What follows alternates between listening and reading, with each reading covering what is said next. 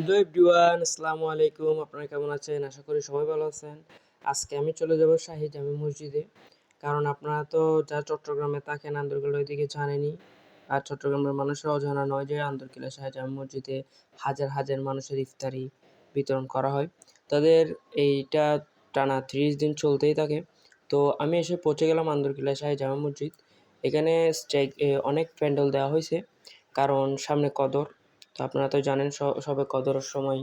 তো ইন্না আনজালনাহু ফি লাইলাতুল কদর ওয়া মা আদরাকা মা লাইলাতুল কদর লাইলাতুল কদরি খায়রুম মিন আলফি শাহর। এগুলো আমরা সবাই জানি। তো আমি এসে পৌঁছে গেলাম শাহ জামে মসজিদে। এটা হচ্ছে খুব রাতে, এটা ইফতারের পরের অবস্থান। তো আমরা যখন যাই তখন অনেক মানুষের ভিড়। তো ভিড়ের মাধ্যমে আমি একটি ভিডিও নিয়ে নিলাম।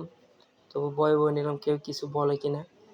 কেউ কিছু বলে নাই, খুব শান্ত মতন বসেছিল সবাই। এখানে একজন হুজুর সবাইকে দিয়ে ইসলামের বাণী শোনাচ্ছেন। ইফতারের বাকি ছিল প্রায় 30 মিনিট।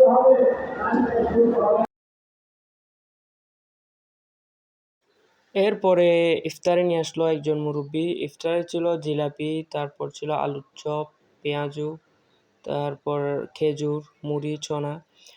আমাদের এখানে এইটা প্লেটের ভিতরে ছিল 6 জন।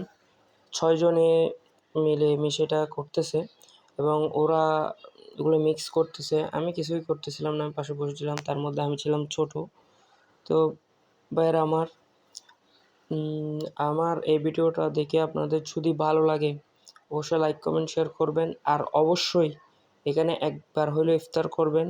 আমি করছি, খুবই ভালো লাগছে। এর আগের বারও করছি, ইনশাল্লাহ আপনারাও করবেন। ধন্যবাদ এত কষ্ট করে আমার ভিডিওটি দেখার জন্য।